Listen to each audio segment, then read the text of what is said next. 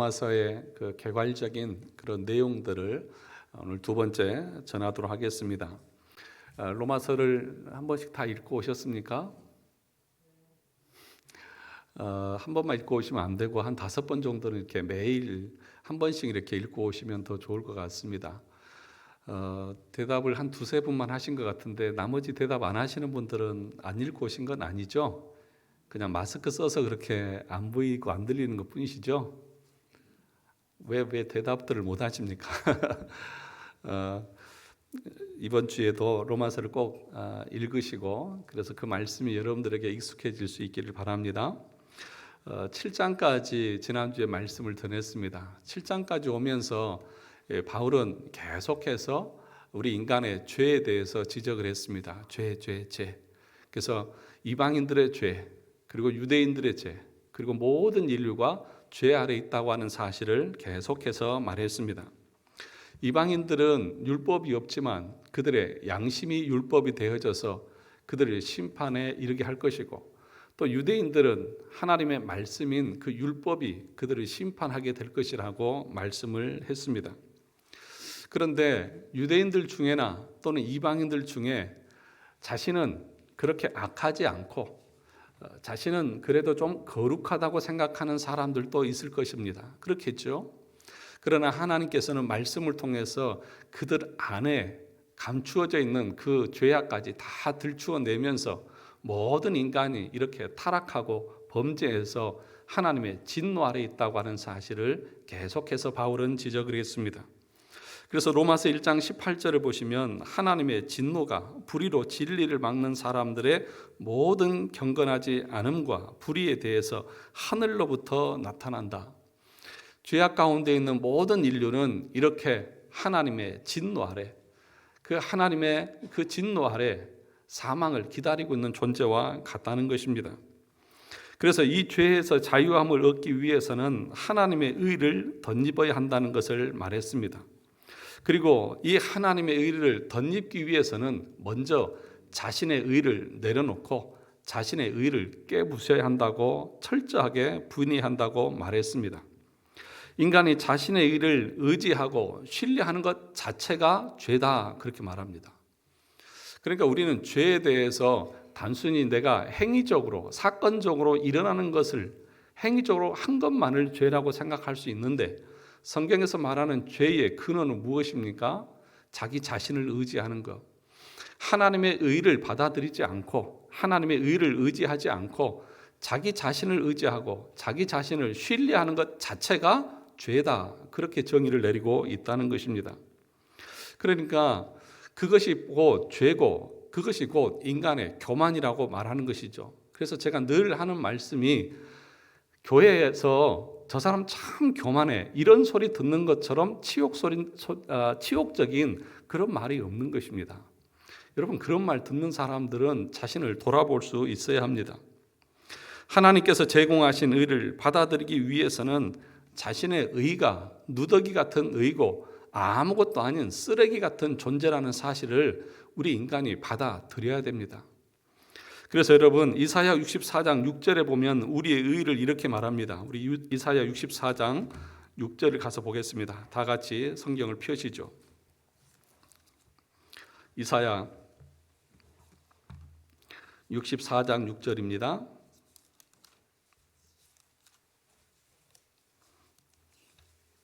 천천히 다 찾으세요. 설교는 아무 생각 없이 넋놓고 그냥 듣고 있는 것이 아니라 생각하면서 여러분이 그 내용들 따라 오셔야 됩니다. 집중해서. 이사야 64장 6절입니다. 1045쪽에 있습니다. 우리 같이 한번 읽어보도록 하겠습니다. 64장 6절입니다.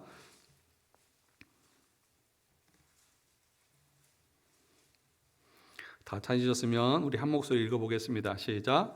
무릇 우리는 다 부정한 자 같아서 우리의 의는 다 더러운 옷 같으며 우리는 다 잎사귀같이 시들므로 우리의 죄악이 바람같이 우리를 몰아가나이다. 우리의 의, 우리 인간의 의를 성경에서는 어떻게 정의를 내리고 있습니까? 더러운 옷 같다. 그렇게 얘기합니다. 여러분이 생각하는 여러분 자신의 의, 여러분 자신의 자존심, 또 여러분의 됨됨이, 이것은 하나님 앞에서 어떤 것과 같다고요? 더러운 옷과 같다고요. 다른 표현을 빌리면 누더기 옷과 같고 거지, 쉽게 말하면 노숙자들에게 주어도 입지 않을 것 같은 그런 더러운 의가 우리 인간의 의라고 성경은 분명하게 말합니다. 그런데 이런 의를 가지고 하나님 앞에 누가 설 수 있겠느냐 하는 것이죠. 그래서 인간의 의로는 하나님 앞에 설 수 없으니까 철저하게 여러분의 자신의 의를 내려놓으십시오. 인간은 내가 아무것도 아니라는 사실을 내려놓기 전까지는 절대로 하나님의 의를 붙잡지 않는다는 것입니다. 이것을 현대인의 성경에서는 이렇게 번역을 했습니다. 우리는 다 죄로 더러워졌으며 우리의 의로운 행위는 때 묻은 누더기와 같아서 우리가 다 잎사귀처럼 말라 죄악의 바람에 휩쓸려 가고 있습니다. 우리의 행하는 것은 다 더러운 죄고 그 의는 누더기 같다고요. 그런데 하나님의 의를 받아들이기 위해서는 그래서 내가 죽었다는 사실을 인정을 해야 하는 것입니다. 그 상태가 바로 중생의 상태고 회심의 상태입니다. 그래서 중생하지 않는 인간은 절대로 그 하나님의 의를 덧입으려고 하지 않습니다. 왜 그럴까요? 자신이 죄인이라는 사실을 알지 못하기 때문이죠. 중생하지 않은 사람, 다시 말하면 영적으로 죽어있던 사람들이 살아나지 않으면 자신의 본 모습을 보지 못하고 자신의 본 모습이 더러운 너더기 같은 사실을 알지 못하니까 여전히 교만하고 자기 의를 내세우면서 뻣뻣하게 그렇게 살아가는 것입니다. 그게 왜 그렇다고요? 중생하지 못해서 여전히 죄악 가운데 죽어 있기 때문에 그렇다는 것입니다. 그래서 구원의 첫 번째가 뭐냐 하면 자신의 죄인됨의 애통함입니다. 그래서 바울이 로마서 7장에서 이렇게 고백하지 않습니까? 율법에 대해서 말하면서 율법을 통해서 자신의 죄인됨을 깨닫게 되었다고 말합니다. 우리 7장 9절을 가서 보겠습니다. 로마서 7장 9절입니다. 우리가 8장을 봤으니까 바로 앞장.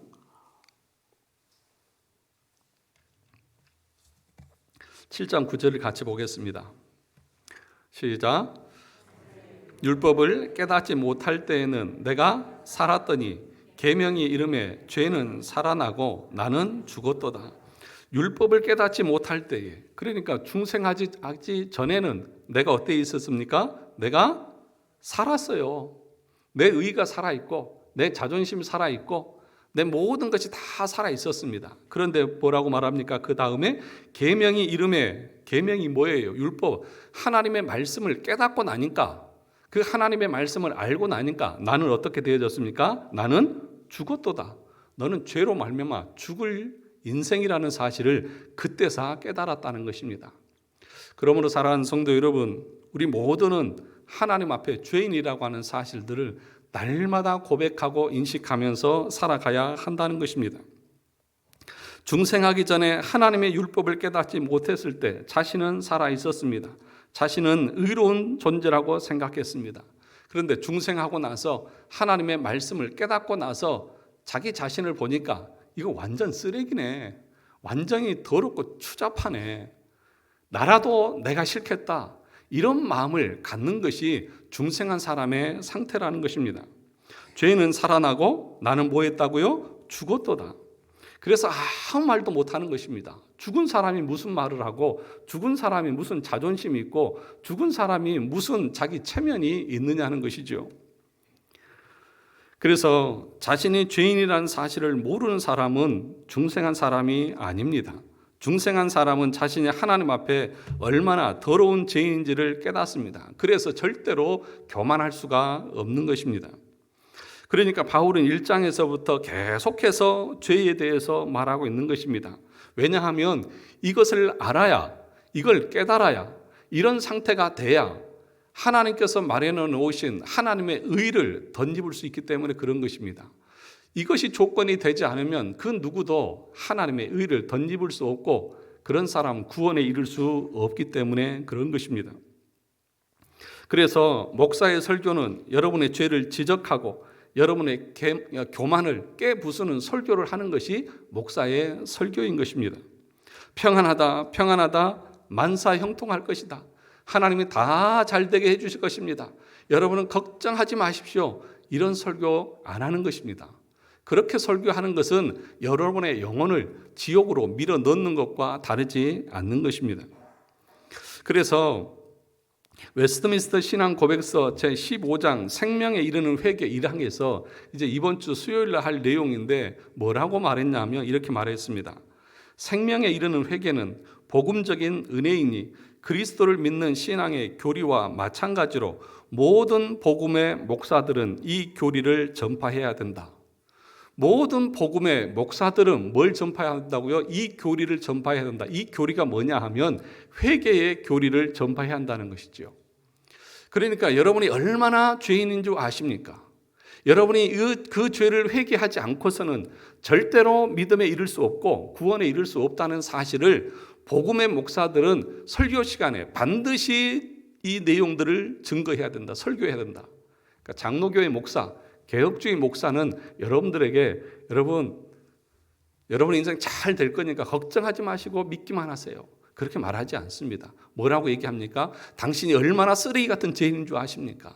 라고 하는 설교를 계속해서 하는 거예요. 언제까지요? 여러분이 죽을 때까지. 걱정되시죠? 걱정돼서 마음이 어두워지신 것 같은데, 그런데 그렇게 하는 것이 구원의 길이다라고 오늘 사도 바울은 우리에게 가르치고 있는 것입니다. 그러니까 이렇게 설교하지만 안 되고 이것이 장로계 목사의 설교의 특징이다, 그렇게 말하는 것입니다. 그래서 그 죄를 깨닫고 나야 그때서야 하나님의 은혜가 얼마나 크고 놀라운지를 그때서 알고 십자가를 붙드는 것입니다. 그래서 바울은 로마서 7장 24절 마지막에 이렇게 말하지 않았습니까? 오호라 나는 곤고한 사람이로다. 이 사망의 몸에서 누가 나를 건져내랴. 바울은 자신이 죄인일 뿐만 아니라 중생한 이후에 예수 믿은 이후에도 내 안에는 여전히 죄성이 남아 있어서 시체가 내 영혼을 감싸고 있어서 정말 죽을 것 같은 고통스러움을 하나님 앞에 탄식하고 있는 것입니다. 그래서 성도는 예수 믿은 이후에도 회개하지만 평생토록 회개하며 사는 것입니다. 예수 믿고 나서 철저하게 회개할 뿐만 아니라 우리의 자범죄를 이 땅에서 살아가면서 계속해서 하나님 앞에 회개하는 그 삶을 사는 것이 성도의 삶이라는 것입니다. 그래서 이렇게 회개하는 성도, 자신이 죄인임을 인정하고 탄식하는 성도, 자신이 사망의 몸, 비참한 상태에 있다는 것을 알고 누가 이 사망의 몸에서 건져줄 수 있습니까? 라고 탄식하는 그 사람, 그 상태가 무슨 상태냐 하면 구원받은 성도의 상태라는 것입니다. 그래서 8장에 들어와서 뭐라고 말합니까? 8장 1절 같이 보실까요? 8장 1절 다 같이 읽어보겠습니다. 1, 2절 같이 읽어보겠습니다. 시작. 그러므로 이제 그리스도 예수 안에 있는 자에게는 결코 정죄함이 없나니 이는 그리스도 예수 안에 있는 생명의 성령의 법이 죄와 사망의 법에서 너를 해방하였음이라. 결코 정죄함이 없다. 그러니까 자신이 죄인됨을 알고 그 죄에 대해서 탄식하고 애통하고 이것에 대해서 내가 어떻게 할 수 없는 그 비참한 상태에 있는 것을 깨닫고 하나님을 찾으면서 누가 이 사망의 몸에서 건져줄까? 라고 하는 그 상태에 있는 사람, 이런 사람들이 구원받은 사람이기 때문에 정죄함이 없는 거예요. 당신 죄인이라고 정하지 않는 거예요. 하나님의 심판대 앞에 섰을 때에 너 무죄라고 선언해 주는 거예요. 그리스도 안에 있다고 말하죠. 그리스도 예수 안에 있는 생명의 성령의 법, 그게 뭐예요? 내가 죄인인 것을 발견하고 그리고 자신에 대해서 탄식하고 한탄하면서 나 같은 것이 뭐라고 하면서 하나님 앞에 날마다 그 십자가 앞에 납작 엎드리는 것입니다. 그러면 이 죄악 가운데 있는 우리들은 그러면 예수 믿어도 믿은 이후에도 내 안에 죄가 있어서 여전히 죄 가운데 거하는 나는 그러면 어떻게 살아야 한단 말인가? 지금 바울이 이 사망의 몸에서 누가 나를 건져주랴라고 하면서 탄식하잖아요. 그래서 하나님께서 뭐라고 말씀하시냐면, 그래서 8장에서 뭘 우리에게 말하냐 하면 성령을 보냈다는 것입니다. 누굴 보내요? 성령을 보내신 거예요. 우리의 힘으로는 할 수 없으니까, 내 능력으로는 감당할 수 없으니까 하나님께서 성령을 내 안에 주셔서 그 성령께서 은혜 주시고 힘 주시고 능력 주셔서 그 죄와 싸워서 이겨나갈 수 있는 은혜를 베푸신다는 것입니다. 그런데 여기서 중요한 것이 있습니다. 여기 8장 8절을 한번 보시기 바랍니다. 8장 8절입니다. 시작. 육신에 있는 사람은 하나님을 기쁘시게 할 수 있다 없다? 육신에 속한 사람이라고 하는 것은 예수 믿으면서도 죄 짓는 그런 사람을 말하는 것이 아니라 중생하지 못하고 여전히 죄악 가운데 있는 그런 사람들은 하나님을 기쁘시게 할 수 있어요 없어요? 없다고요. 그러니까 여러분, 거듭나지 않은 사람들은요, 그가 하는 모든 일이 하나님을 거역하고 대적하는 일입니다. 그러니까 중생하지 않는 성도들이 있어요 없어요? 교회에 있을 수 있잖아요. 여러분, 제가 말씀을 드렸죠. 여러분, 칼빈은 제네바 교회에서 목회할 때 그 성도들을 향해서 뭐라고 말했냐면 우리 교인 중에 10%만 구원받았고 90%는 구원 못 받았습니다 그랬어요. 그 여러분들의 모습은 진짜 구원받은 성도가 맞습니까? 안타까운 것은 구원의 길은 아주 좁고 협착하다는 거예요. 청함을 받은 사람은 많대, 택함 받은 사람은 적다는 것이 하나님의 경고의 말씀이잖아요.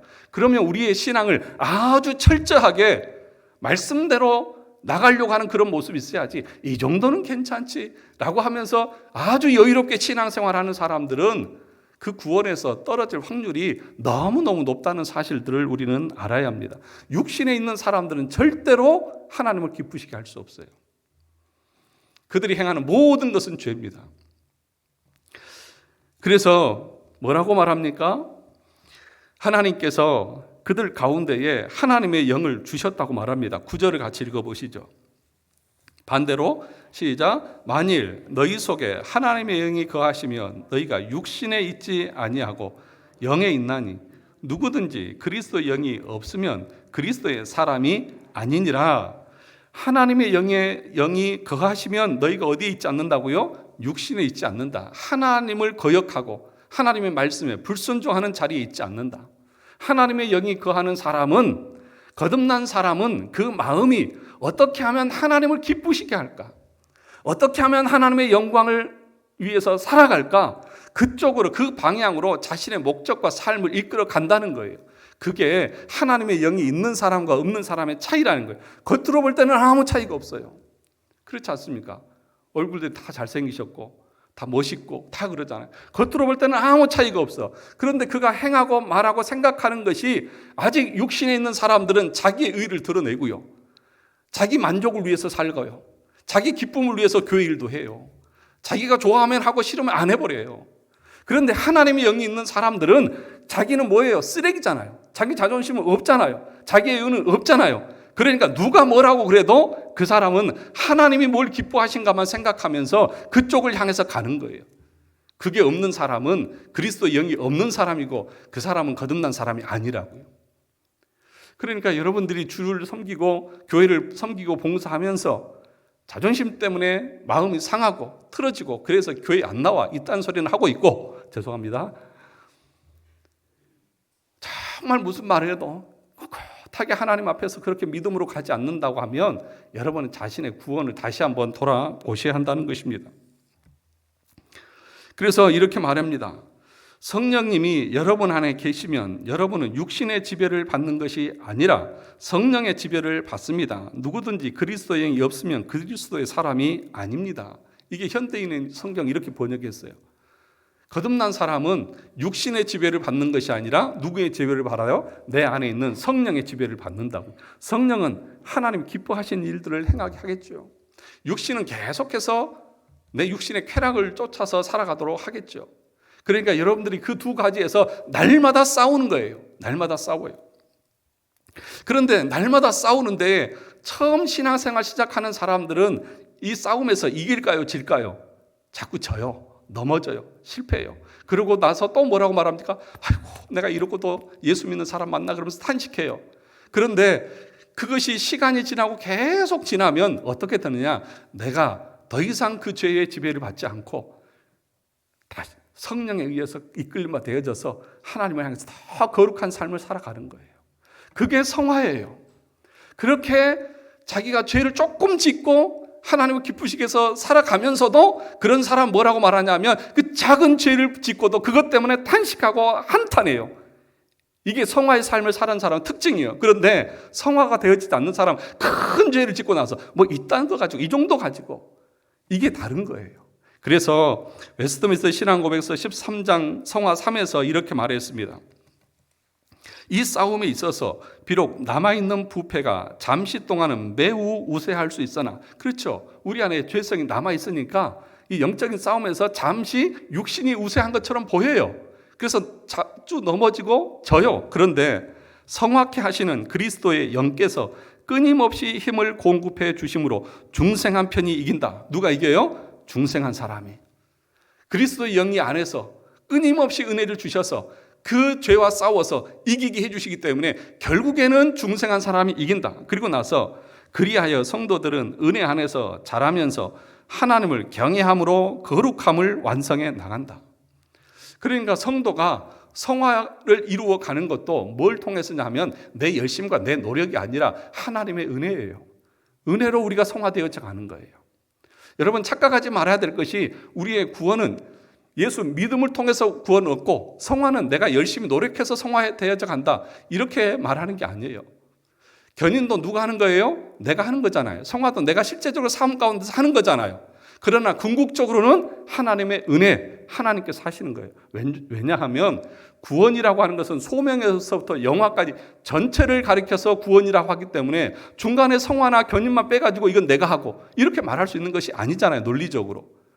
그러니까 구원이라고 하는 것은 모든 것을 하나님이 하시는 것인데, 그래서 회심 전까지는 하늘에서 하나님께서 하시는 것이고 칭의도 하나님께서 법정적으로 하시는 것이지만 회개는 내가 해야 되는 것이고, 그렇죠?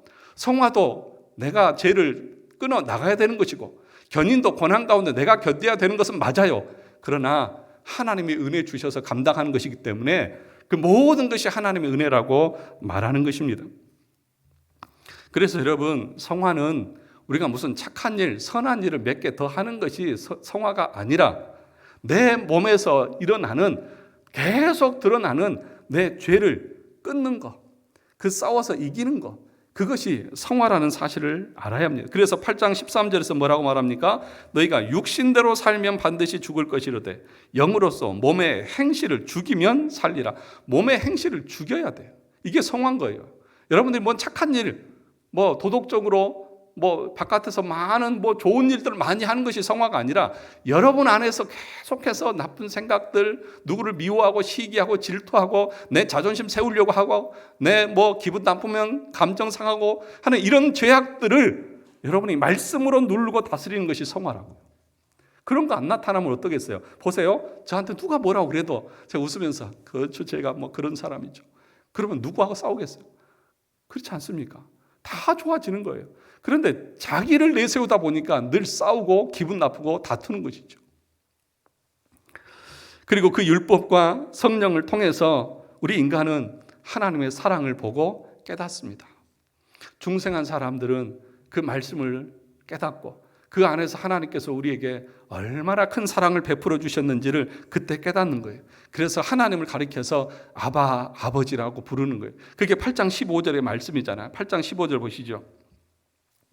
다 같이 큰 목소리 한번 읽어보겠습니다. 시작. 너희는 다시 무서워하는 종의 영을 받지 아니하고 양자의 영을 받았으므로 우리가 아빠, 아버지라고 부르짖는지라. 양자의 영, 성령을 주셔서 그 성령께서 하나님이 우리에게 어떤 사랑을 베풀어 주셨는지를 깨닫게 하는 거예요. 그러니까 그 하나님이 너무 감사하고 사랑스러운 거예요. 그러니까 아빠, 아버지라고 부른다 이 말은 어린애들이 아빠 이렇게 부른다는 의미도 있지만 더 중요한 표현은 뭐냐 하면 하나님과 그렇게 친밀하다는 거예요. 애들이 부모하고 친밀하니까 아빠 그러고 달려가잖아요. 그렇죠? 너무 좋은 거예요. 그게 성도와 하나님과의 관계인 거예요. 구원받은 성도는 그래서 하나님이 너무 좋은 거예요. 그래서 아빠 그러고 가는 거예요. 그런데 또 그 사랑은 우리를 어디로 인도한다고 말하냐면 17절을 볼까요? 17절.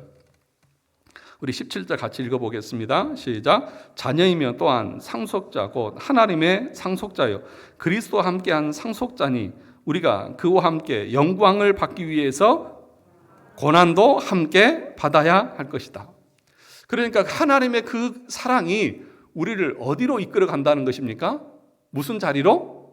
축복의 자리로, 고난의 자리로?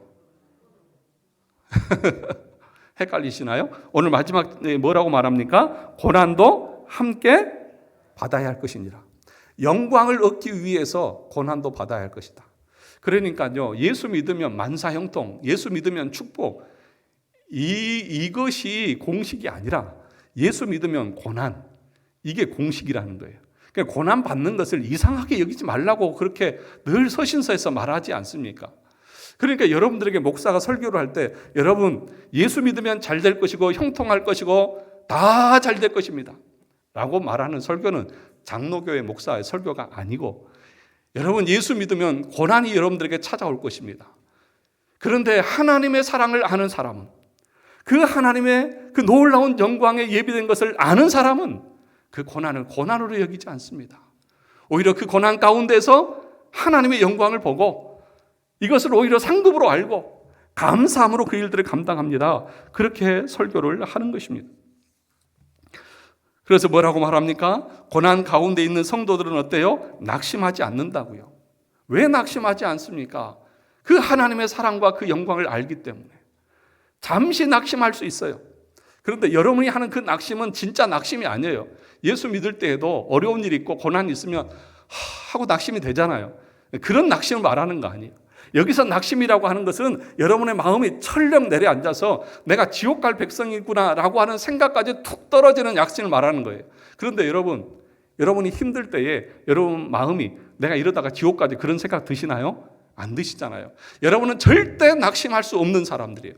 왜냐? 하나님이 여러분들을 낙심시키지 않는 거예요. 어떻게 낙심시키지 않습니까? 너는 내 자식이다. 너는 내 아들이다. 너는 내 딸이다. 계속해서 성령께서 우리 가운데 주셔서 우리는 어떤 고난 가운데 있어도 우리는 낙심하는 사람들이 아니라는 사실입니다. 사랑하는 성도 여러분, 그러므로 여러분들이 예수 믿으면 세상적으로 물질적으로 복받고 잘 된다, 이런 설교를 들으려고 하면 저희 교회로 오시면 안 됩니다. 저기 어디에 막 있는 그런 교회를 가세요. 왜냐? 제가 배운 신학, 우리 개혁주의 장로교회 신학은 여러분들을 그렇게 이끌어가는 것이 아닙니다. 여러분이 예수를 제대로 믿으면 고난이 있을 것입니다. 그런데 영광을 얻기 위해서는 반드시 그 고난을 통과해야 하는 것입니다. 예수 믿는 것 때문에 힘들고 어려운 것 있을 수 있습니다. 그런데 여러분, 그것 때문에 낙심하지 않습니다. 그래서 오늘 성경에 보면 39절에서 뭐라고 말합니까? 우리 볼까요?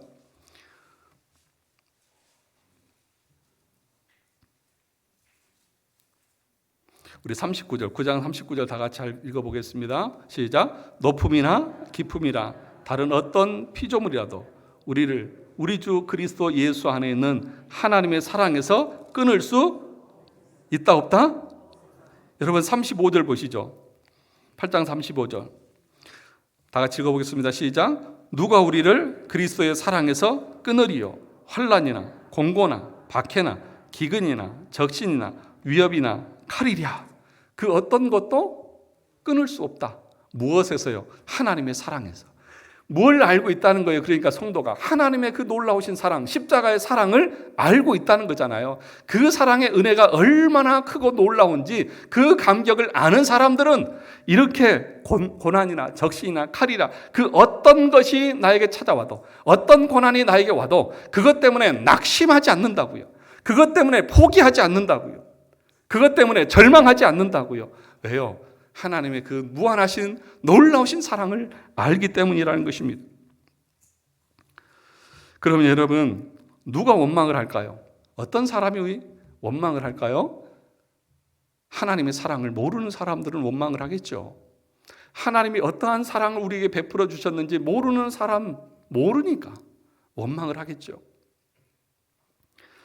여러분, 그래서 거듭나지 않은 사람은 늘 원망하죠. 교회 다니면서도, 봉사하면서도, 예배 드리면서도 원망하죠. 교회 안에 원망이 얼마나 많습니까? 그렇죠, 여러분. 원망하는 소리도 여러분들도 다 해보셨고 또 지금도 하고 있는 사람들이 있잖아요. 그 왜 그럴까요? 하나님의 사랑을 모르니까. 그 사랑을 아는 사람은 원망을 안 해요. 어떤 것이 와도. 여러분, 바울이 지금 로마서를 기록하고 있는데 바울이 그 성경을 쓰면서 하나님을 향해서 원망하는 소리 들어보셨습니까? 바울은 모든 사도보다 더 많이 수고한 사람이죠. 그렇죠? 그러니까 쉽게 말하면 사도 바울은 예수 믿기 전에는 어떻게 보면 잘 나가던 사람, 세상적으로 잘 먹고 잘 살고 권력도 가지고 있었던 사람이에요. 그런데 예수 믿은 이후에 그의 인생은 완전히 뒤바뀌어 버렸어요. 완전히 개털된 거예요. 한마디로 말하면. 그렇게 예수 믿고 예수를 위해서 살면서도 호화롭게 정말 떵떵거리면서 잘 산 것이 아니라 고생을 직사게 하는 사람이 바로 사도 바울이라는 것이죠. 그런데 그 바울이 하나님 왜 나에게만 이런 고난을 주시고 왜 나만 이렇게 고생해야 됩니까? 아니 저 다른 사람들도 있고 많이 있는데 왜 나에게만 이런 힘든 일을 시키십니까? 라고 하나님 앞에 원망하는 소리 들어보셨어요? 들어보셨냐고요? 대답을 하세요. 들어보셨어요? 안 들어보셨어요? 못 만나봐서 못 들어보셨어요? 여러분 고린도후서 가서 보겠습니다. 고린도후서 11장.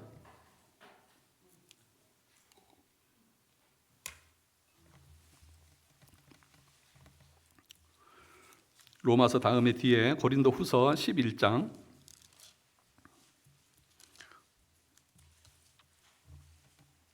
23절부터 27절까지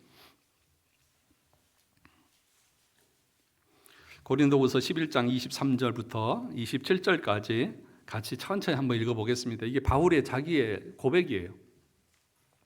23절입니다. 시작. 그들이 그리스도의 일꾼이냐 정신없는 말을 하거니와 나는 더욱 그러하다.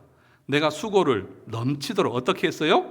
넘치도록 하고 옥에 갇히기도 더 많이 하고 매도 수없이 맞고 여러 번 죽을 뻔하였으니 유대인들에게 40에서 하나 감한 매를 5번 맞았으며 3번 태장으로 맞고 1번 돌로 맞고 3번 파선하고 하루 밤낮을 깊은 바다에서 지냈으며 여러 번 여행하면서 강의 위험과 강도의 위험과 동족의 위험과 이방인의 위험과 시내의 위험과 광야의 위험과 바다의 위험과 거짓 형제 중에 위험을 당하고 또 수고하며 애쓰고 여러 번 자지 못하고 줄이며 목마르고 여러 번 굶고 춥고 헐벗었노라.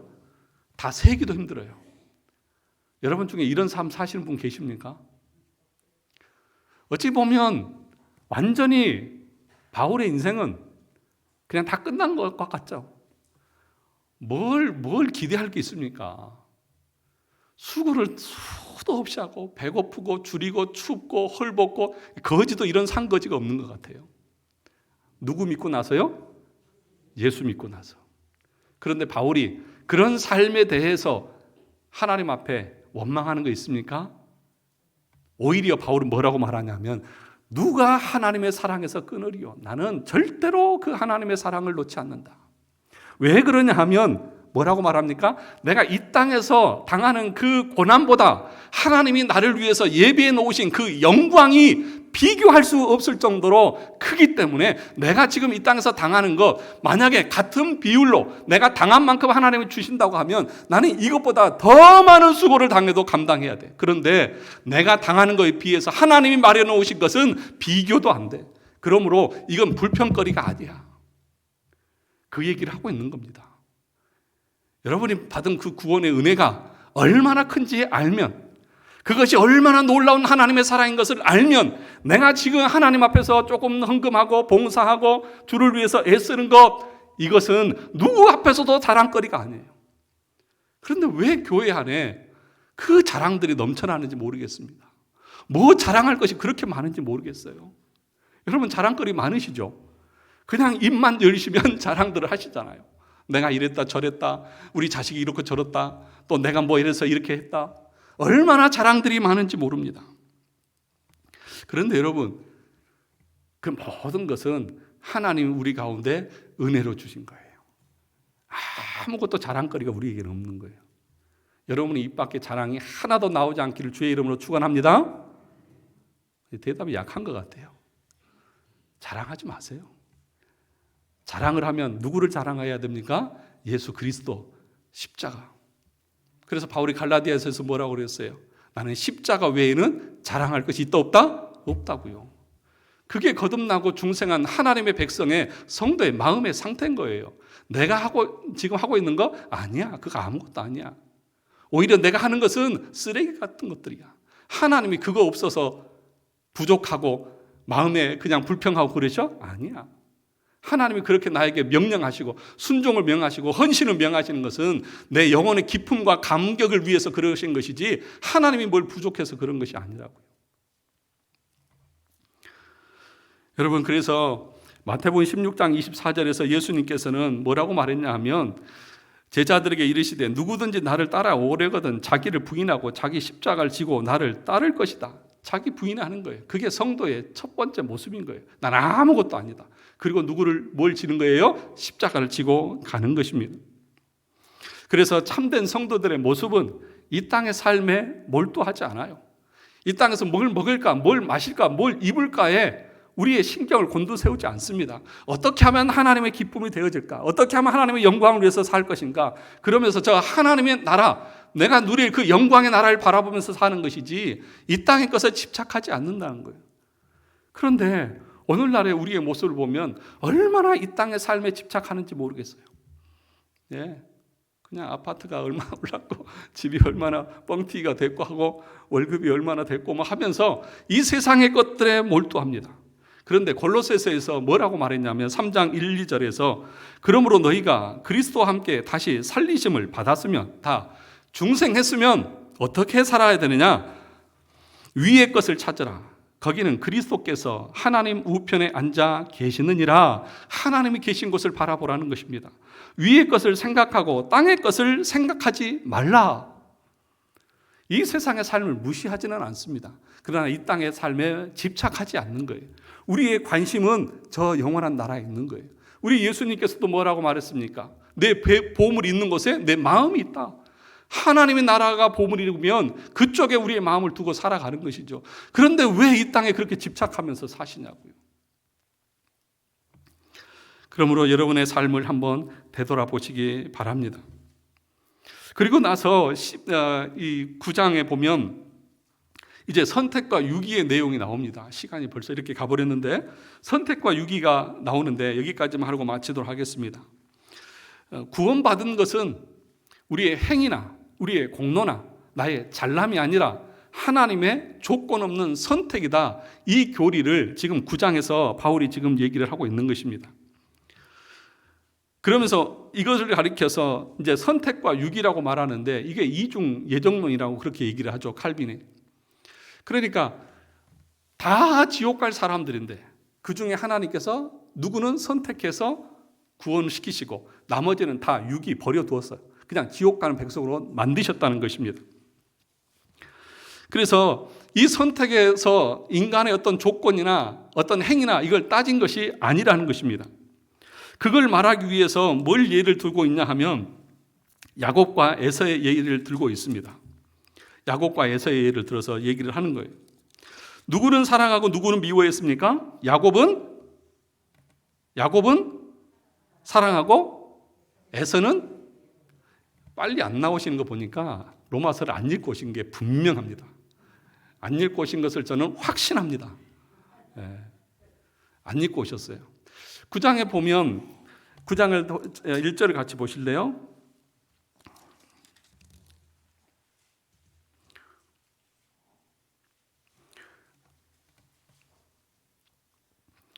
뭐라고 얘기하냐면 아브라함의 후손이 선택받은 민족입니까? 아니면 이삭의 씨가 선택받은 사람입니까? 이삭의 씨죠. 그러니까 혈통적으로 구원을 얻는 것이 아니라 하나님께서 선택한 사람들이 구원을 얻는다는 것을 아브라함의 씨가 아니라 이삭의 씨를 통해서 구원을 얻는다 그렇게 얘기해요. 그러니까 이 사람들이 뭐라고 말하냐면 아니 그것은 아브라함이 이스마엘을 선택하지 않고 이삭을 선택한 것은 사라가 하갈이 첩이니까 첩의 자식을 선택하지 않고 정실 부인의 자식을 선택한 것이 이삭을 선택한 거 아닙니까? 부인이 달라서 그런 거 아닙니까? 그렇게 반문할 걸 알고 그래서 그 다음에는 뭐라고 말하는 거예요? 그러면 야곱과 에서는 어떠냐? 리브가 어머니가 하나인데 그 둘 중에 하나님께서 야곱은 사랑하셨고 에서는 미워했다. 그들이 복중에 있을 때 하나님께서 그렇게 선택하셨다. 그러니까 행위에 통해서 선택한 것이 아니다고 말하죠. 한 어머니 중에서도 둘 중에 누구는 선택하고 누구는 버렸다. 이걸 보면 하나님이 창세 전에 우리의 행위에 의지하지 않고 주권적으로 선택하셨다. 이게 하나님의 긍휼하심과 은혜다. 그리고 그들을 다 유기된 채로 지옥에 내버려 둔 것도 하나님의 공의의 모습이다 라고 말하면서 하나님은 불의하시지 않다.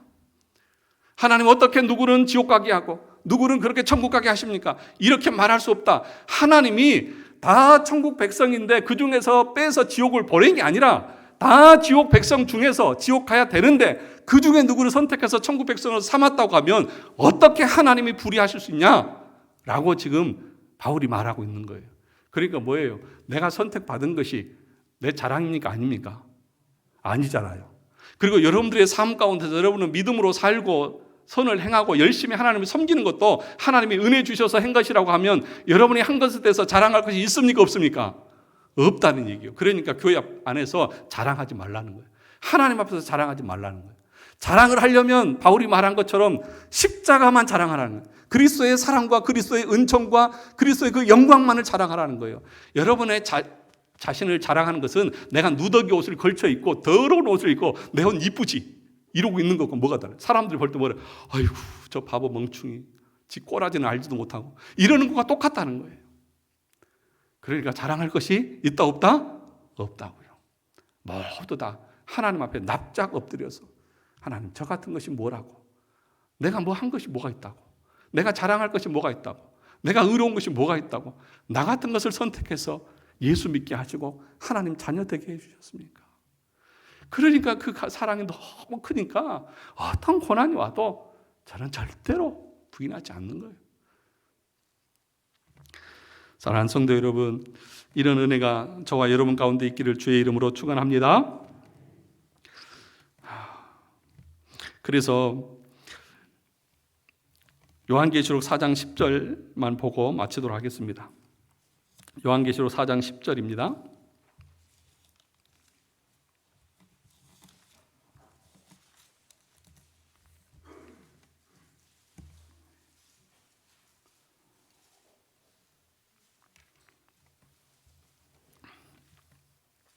요한계시록 4장 10절, 11절 우리 같이 한번 읽어보도록 하겠습니다.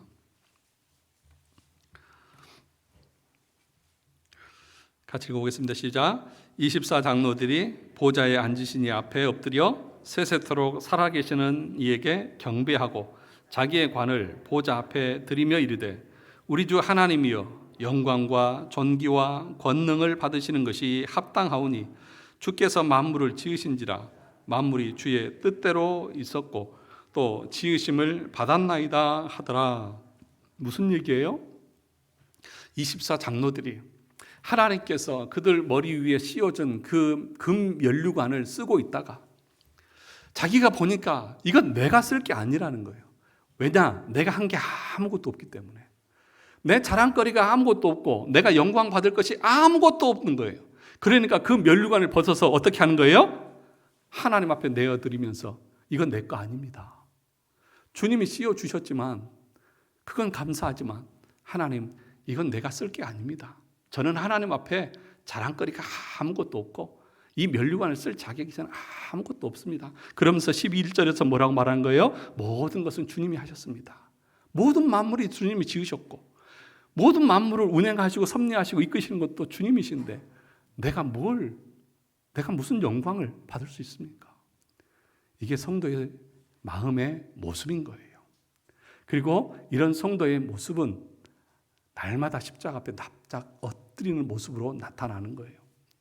사랑하는 성도 여러분, 우리가 이 로마서를 보면서 우리가 어떤 상태인지 어떻게 해야 구원에 이르는지 조금 더 자세히 매주 보면서 그 구원을 향하여서 믿음으로 나아가는 우리 성도들이 되시기를 주의 이름으로 축원합니다.